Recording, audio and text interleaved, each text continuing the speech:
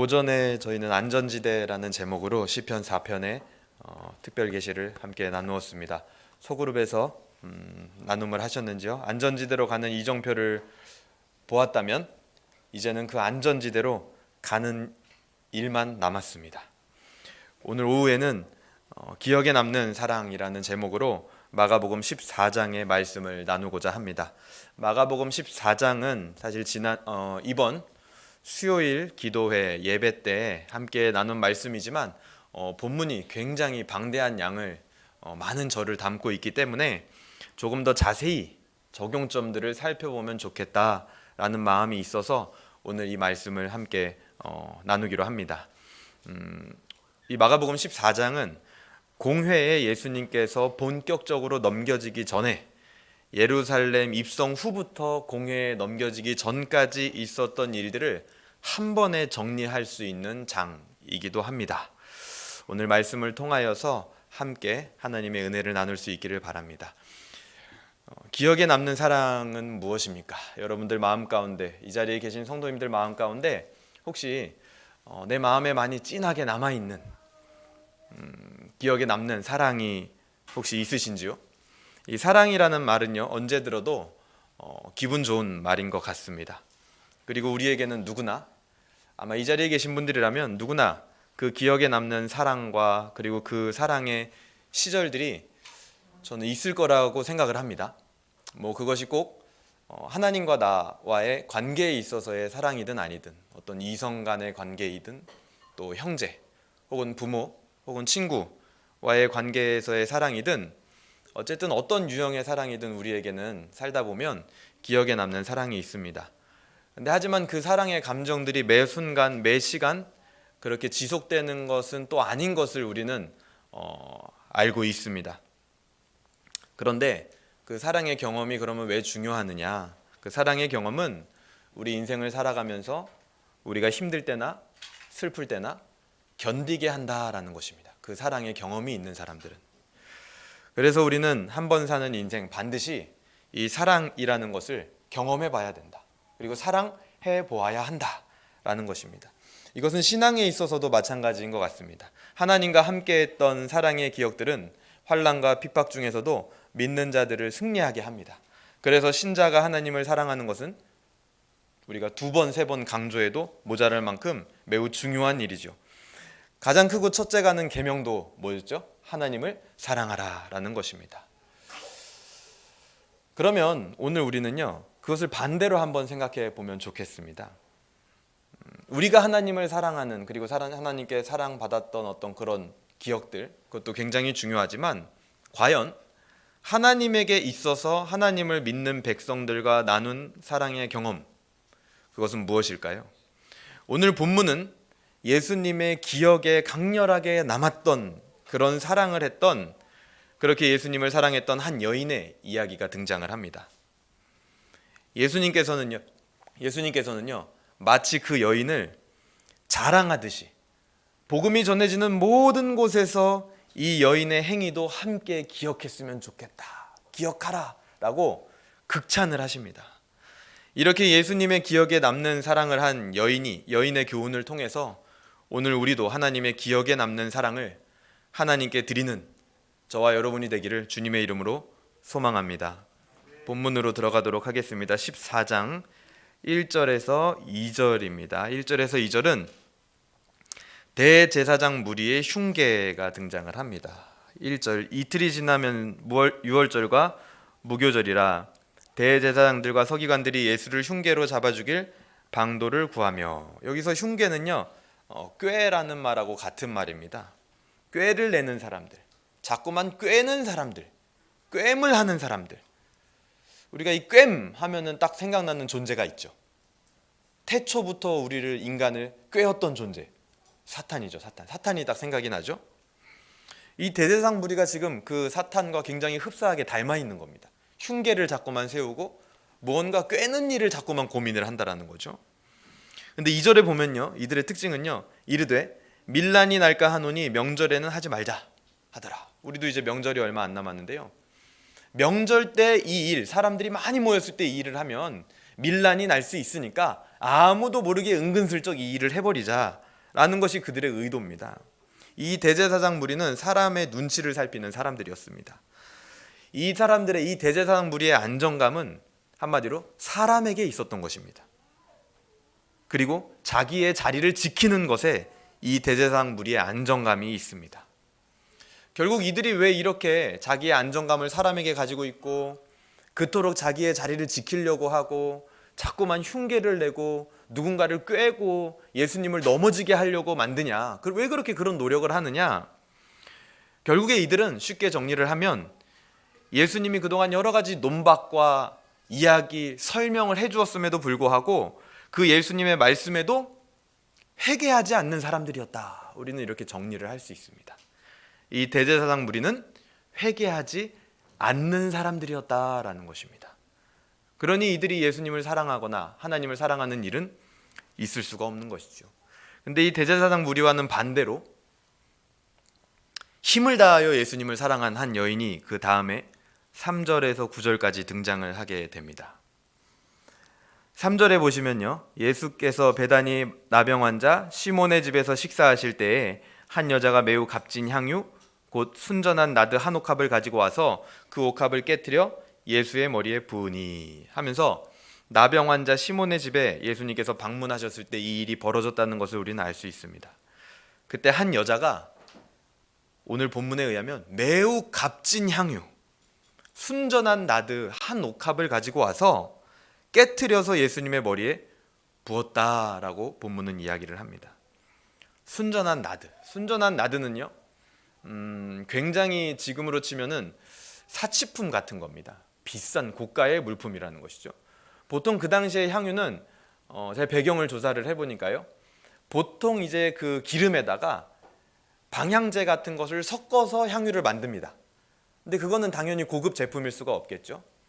근데 이 순전한 나드라는 향유는 방향제를 첨가한 것이 아니라 인도에서 수입이 되고 히말라야에서 자란 식물의 뿌리를 원료로 하는 굉장히 값비싸고 진귀한 향유였다, 그렇게 이야기를 합니다. 그리고 그 향유가 어디에 담겨 있었죠? 옥합에 담겨 있었다, 이렇게 얘기를 하죠. 옥합. 이 옥합은요, 대리석의 일종인데 이 옥합 역시 당시에 굉장히 값비싼 사치품에 속합니다. 그래서 이 옥합은 뭐 뚜껑을 열고 닫고 이렇게 사용하는 게 아니라요, 한번 쓰려면 깨트려야 됩니다. 그냥 깨트려 가지고 한번 쓰고 끝이에요. 그러니까 엄청난 사치품인 거죠. 비싼 건데도 일회성으로 사용을 한다라는 말입니다. 그래서 이 향유의 값만 해도 따져보면 어림잡아 300데나리온 정도라고 합니다. 이 300데나리온이라는 것은 당시 노동자의 1년치 급여와 같은 금액과 동일합니다. 뭐 연봉이다, 이렇게 볼 수 있겠죠. 그 향유를 한 여인이 예수님의 머리에 깨트려 부었다라는 것입니다. 그런데 그 여인이 그런 행동을 하고 나서 그 뒤에 벌어진 일이 무엇이냐면 4절과 5절에 보게 되면 어떤 사람들이 화를 내어 서로 말하되 어찌하여 이 향유를 허비하느냐, 이 향유를 300데나리온 이상에 팔아가지고 가난한 사람들한테 줬으면 얼마나 좋겠냐, 이게 얼마나 효과적이냐, 효율적이고. 그런 근거로 이 여인의 행동은 사람들에게 책망을 받습니다. 사람들의 논지는 그거죠. 차라리 팔아서 가는 사람들을 도와주면 얼마나 좋았겠냐. 그 안에는 어떤 마음의 중심이 있는 걸까요? 만약에 우리가 그렇게 해봐라, 그러면 이 예수님을 중심으로 한 예수 공동체의 이미지가 좋아질 거 아니냐. 일단 가난한 사람들 다 도와주니까. 그리고 소위 말하는 영향력도 생기지 않겠냐. 그랬을 텐데 허무하게 이렇게 깨트려가지고 부어버렸냐 하면서 그 여인을 엄청나게 책망을 한 겁니다. 근데 하지만 이것은 사람들의 생각이었을 뿐 예수님의 평가는 완전히 다릅니다. 그 뒤에 바로 나오죠. 6절에서 7절에 예수께서 이르시되 가만두라, 너희가 어찌하여 그를 괴롭게 하느냐. 그가 내게 좋은 일을 하였느니라. 가난한 자들은 항상 너희와 함께 있으니 아무 때라도 원하는 대로 도울 수 있거니와 나는 너희와 항상 함께 있지 아니하리라. 예수님께서는 이 여인에 대하여서요, 내게 좋은 일을 한 거다라고 평가를 해주셨습니다. 예수님을 따르는 예수 공동체에서 가장 중요한 것은요, 사람들의 평가가 아니라 예수님의 평가입니다. 예수님에게 어떻게 기억에 남느냐. 하나님의 시선에서 어떻게 평가되고 기억에 남느냐, 그것이 가장 중요한 것이죠. 그렇기 때문에 우리도 성경을 볼 때에 세상적으로 인간적으로 성공해 보이는 성경 인물보다도 비록 이 세상에서는 보잘것없고 별것 아닌 것 같은 평가를 받는 사람일지라도 더 성경에 많이 기록되고 좋게 평가된 사람에 대하여 우리는 훨씬 더 존경심을 가지고 그 사람에게 임했던 은혜가 나에게도 임하기를 바라고 있는 것이죠. 하나님과 예수님의 평가가 중요하다라는 겁니다. 그런데 그렇게 평가해 주실 뿐만 아니라 예수님께서는 파격적인 칭찬을 해주십니다. 그게 9절인데요. 내가 진실로 너에게 이르노니 온 천하에 어디서든지 복음이 전파되는 곳에는 이 여자가 행한 일도 말하여 그를 기억하리라 하시니라. 엄청난 파격적인 칭찬이죠. 내가 이와 같은 믿음을 보지 못하였다, 이 정도도 아니에요. 너의 믿음이 대단하구나, 이 정도도 아니에요. 내 이야기, 복음이 전해지는 곳마다 이 여자의 행위는 다 알았으면 좋겠어. 정말 요즘 말로요, 찐 칭찬이죠. 찐 칭찬. 진짜 칭찬을 하는 겁니다. 예수님이 자랑하고 싶은 거죠. 예수님도. 여기서 우리가 주의하며 봐야 될 것은 7절입니다. 7절. 거기서 예수님께서 하신 말씀입니다. 가난한 자는 언제든 도울 수 있지만 나는 항상 너희와 함께 있지 않는다. 그러니까 할 수 있을 때 힘을 다해 내 몸에 향유를 부은 것이 잘한 거다, 아주 잘했다. 여기서 예수님께서요, 나는 죽어서도 너희와 함께 있을 거야. 그러니까 걱정하지 마. 그러니까 나는 신경 쓰지 마. 가가지고 가난한 사람들을 좀 도와.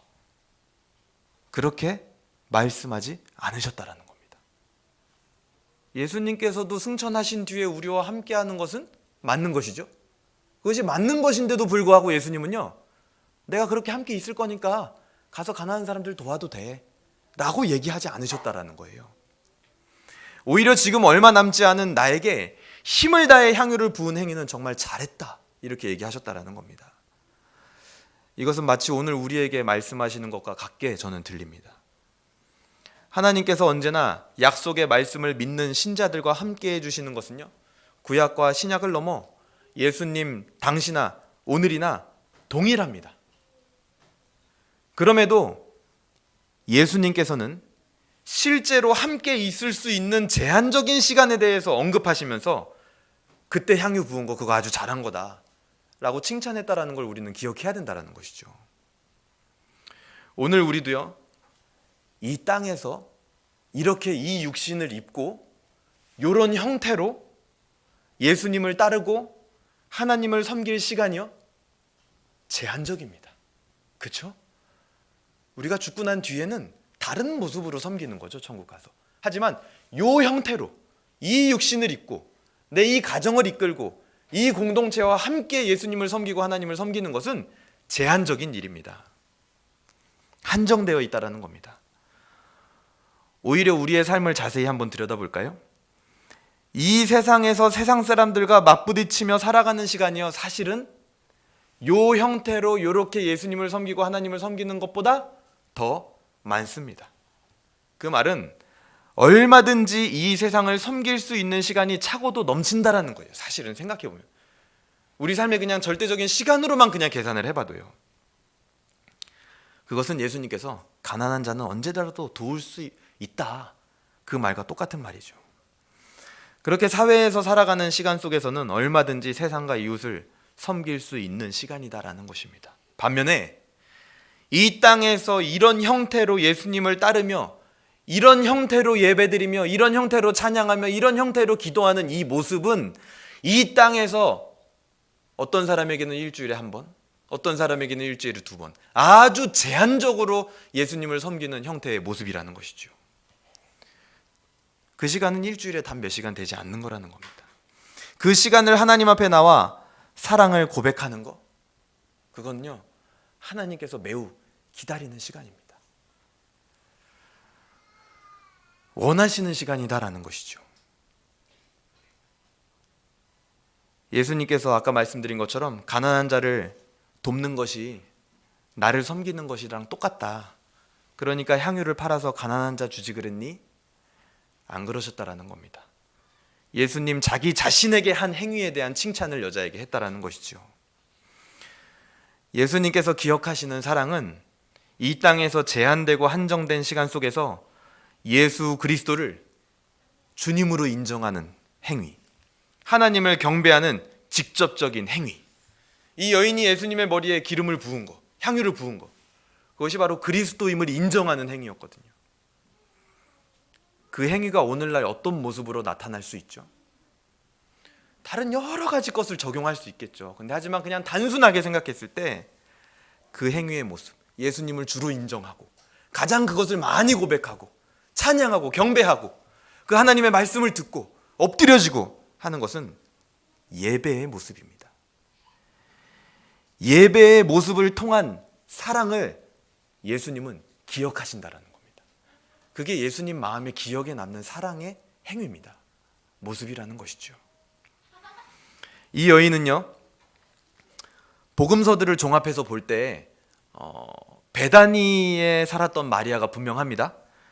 그 베다니 마리아의 직업은 뭐였죠?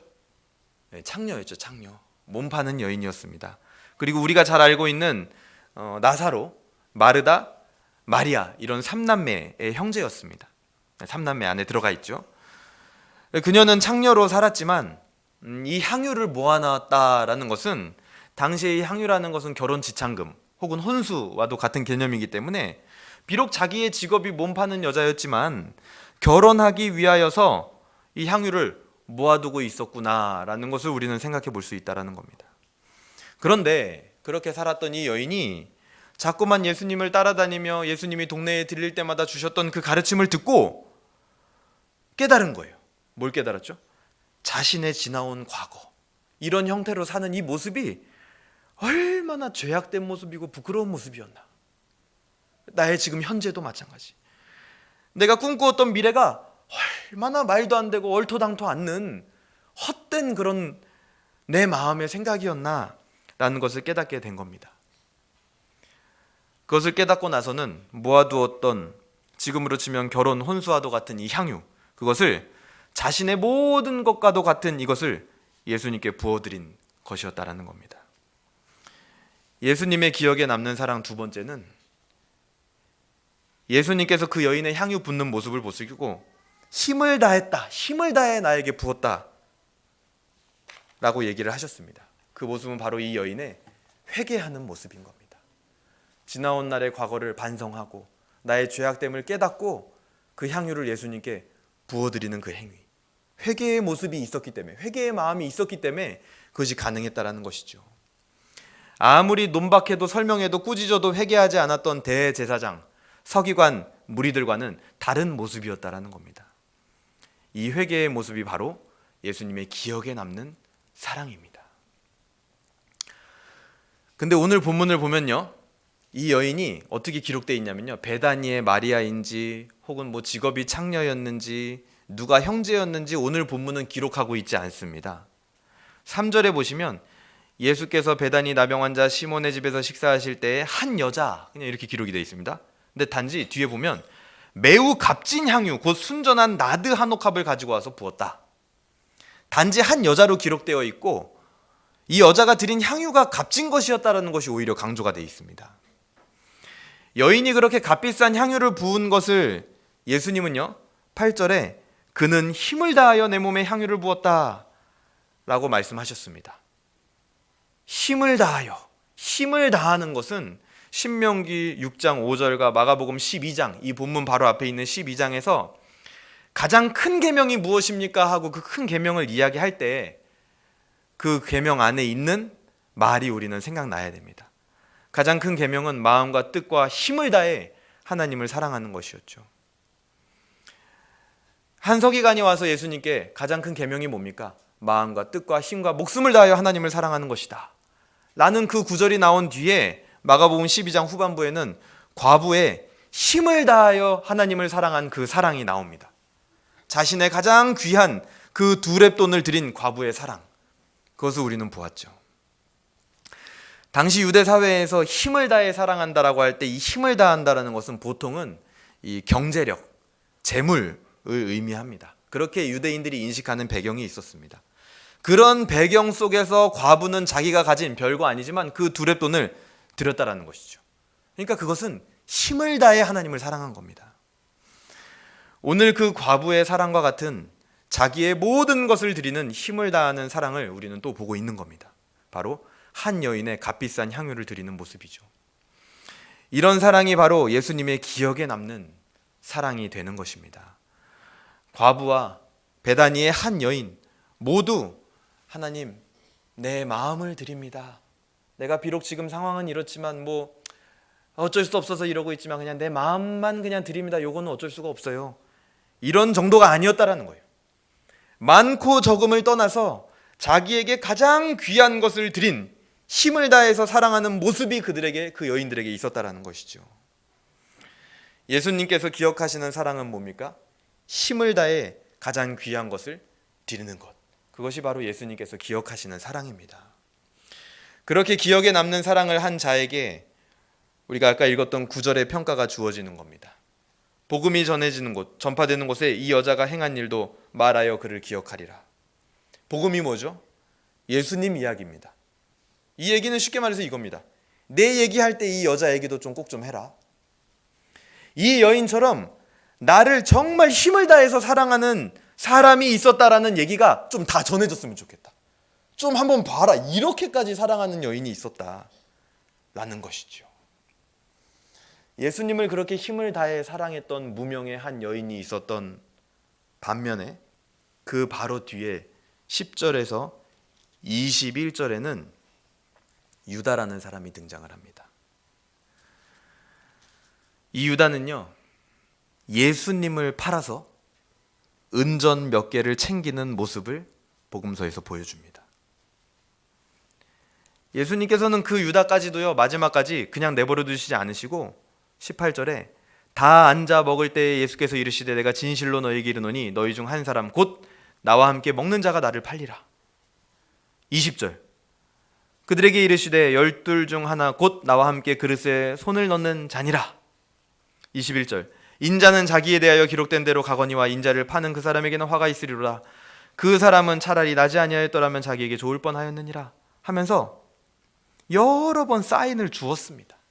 근데 그렇게 사인을 주었음에도 불구하고 대제사장이나 서기관 무리들처럼 회개하지 않아요. 그러니 예수님의 기억에 남는 사랑을 할 수가 없는 것이죠. 그는 예수님을 오히려 팔아서 은전 몇 개를 챙긴 겁니다.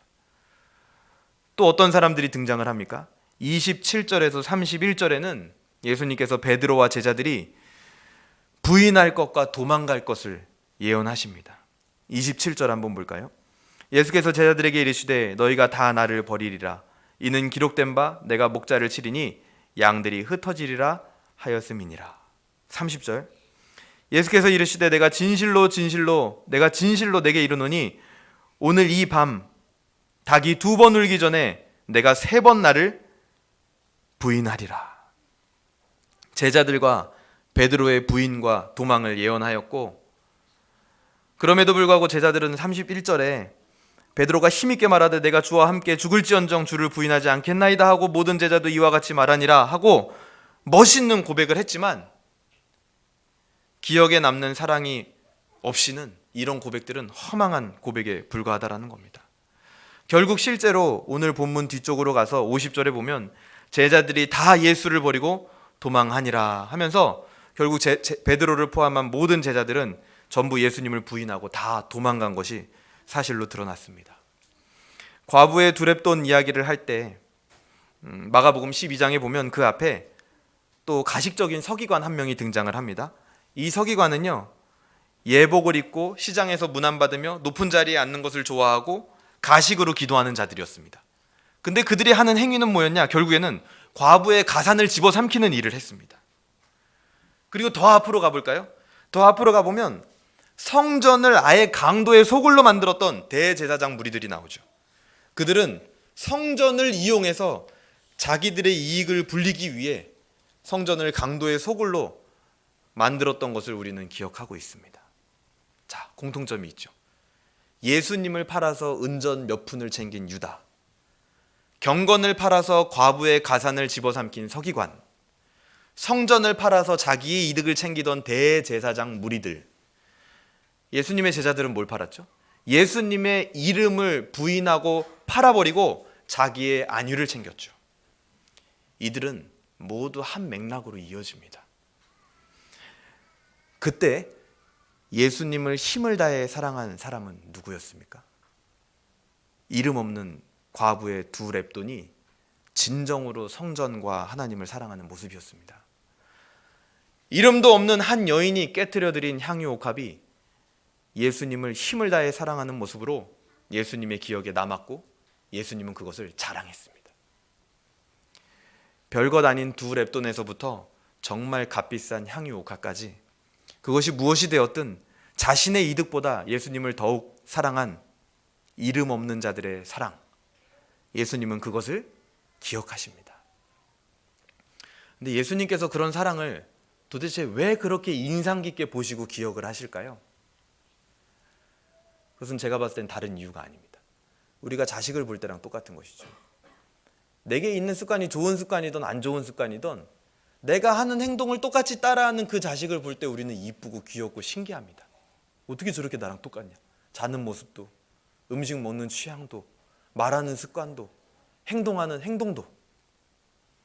예수님도요, 이 여인들의 그 사랑을 기억하시는 이유는 다른 게 아닙니다. 그 여인들의 그 힘을 다한 그 사랑이 바로 예수님의 사랑이었기 때문이죠. 예수님의 사랑하고 닮아 있는 거예요. 그러니까 잊을 수가 없는 겁니다. 저 여인도 저렇게 사랑을 하네. 나의 사랑과 참 닮았다라는 것이죠. 오늘 14장 22절에서 26절은 마지막 만찬, 제자들과 한 마지막 만찬에 대해서 이야기를 합니다. 우리 성찬에 대해서 배웠죠. 이 성찬의 의미가 무엇인가요? 교제를 의미하는 거죠. 교제. 그 가운데서 우리는 영적 임재를 따릅니다. 영적 임재를 통해서 그 떡과 포도주가 은혜의 실제적인 방편이 되는 것이죠. 마지막까지 예수님께서는 22절 보세요. 그들이 먹을 때 예수께서 떡을 가지다 축복하고 떼어 제자들에게 주시며 이르시되 받으라, 이것은 내 몸이니라, 내 몸이다 하면서 주신 거예요. 24절 이르시되 이것은 많은 사람들을 위하여 흘리는 나의 피, 곧 언약의 피니라 하시면서 자신의 모든 살과 피까지도 모든 것을 힘을 다해 주신 예수님의 사랑, 그것과 이 여인들의 사랑이 닮아 있기 때문에 예수님은 기억하시는 겁니다. 끊임없이 가르치시고 알려주시고 치료해 주시고 오늘 나병 환자 시몬의 집에까지 가서 식사도 함께 해주시는 그 사랑을 베풀어 주신 그 사랑을 가지고 계시기 때문에 예수님이 이 자기와 닮은 사랑을 가지고 있는 여인들의 사랑을 기억하시는 것이죠. 32절에서 42절에는 어떤 내용이 나오나요? 예수님께서 겟세마네 동산에서 기도하는 모습이 나오시죠. 34절을 한번 볼까요? 말씀하시되 내 마음이 심히 고민하여 죽게 되었으니 너희는 여기 머물러 깨어 있으라 하시고, 이것을 현대어 성경으로 보면요, 내 마음이 슬픔으로 가득하여 찢어질 것 같구나, 이렇게 표현되어 있습니다. 36절 이르시되 아빠 아버지여, 아버지께서는 모든 것이 가능하오니 이 잔을 내게서 옮기시옵소서. 그러나 나의 원대로 마옵시고 아버지의 원대로 하옵소서 하시고, 고난의 시간 앞에서 그 시간이 지나가길 예수님은 기도했지만 결국 아버지의 원함대로 되기를 기도하셨던 예수님의 모습입니다. 예수님께서는 힘을 다하는 사랑 정도가 아니라 결국에는 자기 목숨까지 다하는, 그 목숨을 사랑하는 자들을 위하여 주신, 실제로 그런 사랑을 행하신 분이었다라는 겁니다. 그리고 뒤로 한번 더 넘어가 볼까요? 53절에서 65절은 공회 앞에 서신 예수님의 모습이 나옵니다. 61절입니다. 침묵하고 아무 대답도 아니하시거늘 대제사장이 다시 물어 이르되 내가 찬송받을 이의 아들 그리스도냐? 예수께서 이르시되 내가 그니라. 인자가 권능자의 우편에 앉은 것과 하늘 구름을 타고 오는 것을 너희가 보리라 하시니.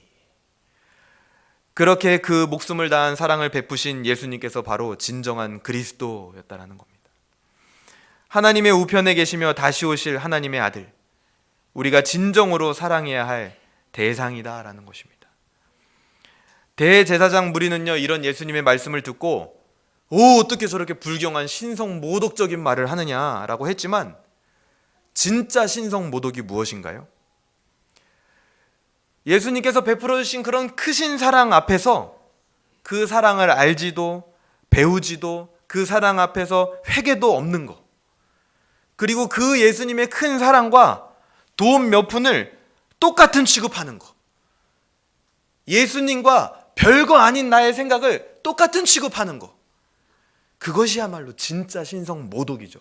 모욕하는 겁니다. 그건 예수님의 사랑을 모독하는 거예요. 별거 아닌 것처럼 심하게 모욕하는 일입니다. 오늘 그 사랑을 받은 우리에게 이제 바톤이 넘어간 겁니다. 우리도요, 이 땅에 한 줌 부스러기만도 안 되는 것들과 하나님의 사랑을 동등하게 여긴다면 그것은 신성 모욕입니다. 모독. 하지만 오늘 이 자리에 나온 저와 여러분께 이제는 이름 없는 과부 그리고 이름 없는 여인과 같이 힘을 다하여 하나님을 사랑하는, 하나님의 기억에 남는 사랑을 하기까지 그런 성장과 성숙이 있기를 주님의 이름으로 소망합니다. 신명기 6장 4절에서 5절, 우리가 너무나 잘 아는 말씀이죠. 한번 찾아서 다 같이 한번 읽어볼까요? 신명기 6장 4절에서 5절. 암송하실 수 있는 분은 가능한 암송을 하시면 좋겠습니다. 신명기 6장 4절에서 5절입니다. 같이 읽겠습니다. 시작. 이스라엘아 들으라. 우리 하나님 여호와는 오직 유일한 여호와시니 너는 마음을 다하고 뜻을 다하고 힘을 다하여 내 하나님 여호와를 사랑하라. 아멘. 신명기 6장은요, 신명기 5장에 나오는 십계명에 대한 모세의 해석입니다. 다른 신을 두지 말라. 아무 형상도 만들지 말고 섬기지 말아라. 여호와 하나님의 이름을 망령되게 부르지도 말아라. 이 말씀에 대해 모세는 아무것도 하지 말라는 것이 아니구나, 그것은 바로 하나님을 사랑하라 라는 그 마음이 담겨 있는 계명이었구나 라는 것을 깨닫고 설명해 주신 것이죠. 신명기 6장에. 그런데 왜 하나님께서 어떻게 그것을 요구할 수 있냐는 거예요. 어떻게? 마음을 다해, 뜻을 다해, 힘을 다해, 어떻게 하나님이 그걸 요구하시죠? 갑자기?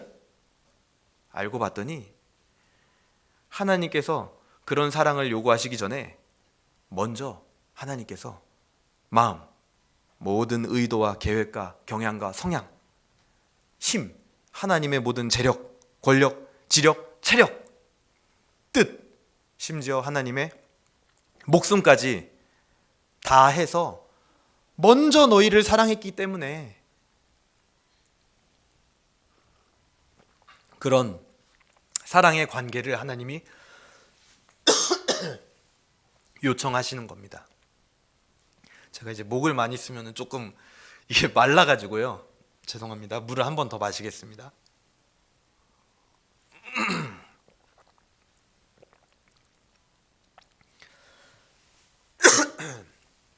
먼저 하나님께서 이스라엘을 그렇게 사랑했기 때문에 그런 사랑의 관계를 요청하시는 것이지요.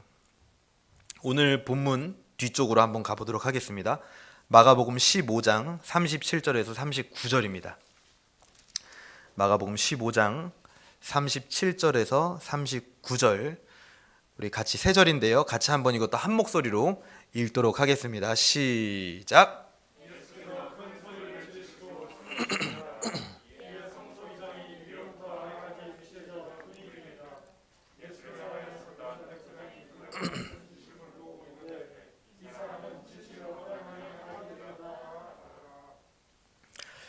여기서 예수님께서 지르신 큰 소리는요, 요한복음의 순서에 따르면 아마 다 이루었다, 오늘 오전 예배 때도 강단에서 선포가 되었죠. 다 이루었다를 외치신 것으로 볼 수가 있습니다. 우리 주 예수 그리스도께서는 십자가 위에서 하나님에 대한 순종과 사람을 향한 사랑을 모두 다 이루셨습니다. 그 사랑의 힘이 오늘 어떠했는지 결과가 딱 나오고 있죠. 방금 읽은 본문에요. 예수님의 사형을 집행했던 로마 백부장, 이방인의 입에서 그가 하나님의 아들이었다 라고 고백하게 만들어버리는 강력한 사랑인 겁니다. 오늘 우리가 그와 같은 동일한 사랑은 아니어도 예수 그리스도의 본을 따라 비슷하게라도 힘을 다해 사랑할 때 그 사랑의 힘이 이렇게 나타나는 겁니다. 인간의 상식으로 향유를 팔아서 가난한 사람들에게 나눠주면은 그것을 사랑으로 여기고 예수 공동체의 이미지가 좋아지고 효과적이고 영향력이 있겠지, 이게 아니라는 겁니다. 예수님의 방식대로 했더니 이방인의 입에서 그가 하나님의 아들이었다 라는 진실된 고백이 나오는 것이죠. 이것이 바로 하나님 사랑과 이웃 사랑이 완벽하게 조화된 사랑의 정석입니다. 계명 성취의 정석인 것이죠. 웨스트민스터 신앙고백서 11장 2항 칭의의 수단인 신앙과 열매에서는 이렇게 얘기합니다. 이와 같이 그리스도와 그의 의를 받아들이고 의존함에 있어서 믿음은 칭의의 유일한 방편이다. 그렇지만 믿음은 의롭다함을 받은 사람 안에서 가만히 있는 것이 아니라 언제나 모든 다른 구원의 은사들을 수반하고 있는 것이며 그것은 죽은 믿음이 아니라 사랑으로 역사하는 믿음이다. 우리를 사랑하셔서 죽기까지 순종하신 예수 그리스도의 그 사랑을 믿음으로 우리는 의롭게 되는 것입니다. 그 믿음은요, 우리로 하여금 사랑으로 역사한다라는 거예요. 쉽게 말하면 사랑으로 일하게 한다라는 것이죠. 우리의 지, 우리의 정, 우리의 의를 통해서 사랑을 알아가고 사랑으로 감동하며 사랑을 행하는 그 모습이 우리에게 있어야 된다는 것입니다. 그 모습이 나타나게 만든다라는 거예요. 그 믿음이. 오늘 본문에서 나타나는 하나님의 마음이 무엇입니까? 당시의 종교 지도자였던 대제사장도, 대단한 학자였던 서기관들도, 그리고 심지어 예수님과 3년간 동고동락했던 제자들도요, 전부 힘을 다해 사랑하기는커녕 자기들의 안위를 위하고 있을 때, 이런 특별한 위치에 있는 자들이 무너져가고 있을 때 마지막 하나님께서 기억하시는 사랑, 하나님이 이렇게 나를 사랑하는 사람들이 있었어, 너희들이 다 무너져가고 있을 때 라고 말할 수 있는, 이렇게 한번 표현해 볼까요? 마지막 하나님의 할 말이 되어지는 사람들, 자존심이 되어지는 사람들, 그들이 누구였습니까? 이름 없는 한 여인이었죠. 이름 없는 한 과부였습니다. 오늘 주일 오전 강단에서도 또 얘기가 선포가 되었었는데요. 엘리야가 하나님 앞에 찾아가서 이런 말을 하죠. 열심히 유별한 나 혼자 지금 남았는데 나까지 죽으면 어떻게 하려고 합니까? 근데 그때 하나님이 뭐라 그러셨죠? 바알에게 무릎 꿇지 아니한 자 7,000명이 있다, 그렇게 말씀하십니다. 그 7,000명이 어떤 사람들이에요? 특별한 그 엘리야 같은 한 사람이 못하겠다고 하고 무너져가고 있을 때 마지막 하나님의 할 말이 되는 사람들이잖아요. 마지막 하나님의 자존심이 되는 사람들입니다. 그 7,000명은요, 그 뒤에요, 성경에 이름도 안 나옵니다. 누군지 몰라요. 하나님은요, 하나님의 대단한 사람의 대단한 사랑을 기다리시는 것이 아닙니다. 무명한 자의 힘을 다한 사랑을 기억하신다라는 겁니다. 그것이 마음에 많이 남는다라는 것이죠. 우리가 바로 그런 하나님의 자존심이 되었으면 좋겠습니다. 오늘 이것을 어떻게 삶에 적용하겠습니까? 나의 기억에 남는 사랑은 무엇입니까? 예수 그리스도의 사랑이 나에게는 과연 그렇게 깊숙하게 남아 있습니까? 그 사랑 앞에 한 여인과 같이 회개해야 할 모습은 내 안에 없는지요? 한정된 시간 속에 하나님이신 예수 그리스도를 이 형태로 이렇게 지금 이 순간 예배하며 그의 몸된 교회를 섬기는 일은 칭찬받을 만한 일임을 기억하시면 좋겠습니다. 그리고 또한 다른 이들은 모르지만 내가 하나님 앞에 드려야 할 가장 귀한 것, 그것은 무엇입니까? 이런 것들을 우리의 삶 가운데 적용했으면 좋겠습니다. 본문을 정리하겠습니다. 대제사장은 성전을 팔아, 서기관들은 경건을 팔아, 제자들은 예수님을 팔아 자신들의 안위를 챙겼습니다. 하지만 과부는 두 렙돈을 들여서, 한 여인은 향유 옥합을 깨뜨려서 힘을 다해 하나님을 사랑했습니다. 회개와 예수님을 높임과 가장 귀한 것을 드린 그 사랑을 기억하시는 이유는 바로 예수님의 우리를 향한 사랑이 바로 그 사랑과 닮아 있었기 때문이었습니다. 예수님께서는 그것을 복음을 전해지는 모든 곳에서 모두 전하라 라고 말씀하셨습니다. 사랑을 기억하시는 예수님, 우리는 그렇게 예수 그리스도께 사랑받은 사람임을 기억하며 힘을 다해 사랑하고 있습니까? 내가 기억에 남길 사랑은 무엇입니까? 이 시간 같이 함께 기도하도록 하겠습니다. 첫 번째로는 혹시라도 우리의 삶 가운데 오늘 말씀을 듣고 힘을 다해 사랑하지 못했던 나의 삶의 부분이 있었다면 이 시간 용서하여 주시옵소서. 여인과 같이 하나님 앞에 회개하며 나아갑니다 하면서 회개했으면 좋겠고요. 두 번째로는 간구하면 좋겠습니다. 이제는 힘을 다해 사랑하는 그런 기억에 남는 사람이 바로 내가 되도록, 내가 되게 해주세요. 그런 사랑을 이 인생 한번 살면서 한 번쯤은 남기게 해주세요 라고 간구했으면 좋겠고요. 마지막은 결단했으면 좋겠습니다. 구체적으로 나의 무엇을 하나님 앞에 회개하며 내가 어떤 모습으로 섬겨야 하며 가장 귀한 것을 드려야 할 것이 무엇인지 이 시간 결단했으면 좋겠습니다. 같이 함께 기도하도록 하겠습니다. 기도합니다. 하나님 아버지 감사합니다. 힘을 다해 사랑하지 못했던 나의 삶의 부분이 있었다면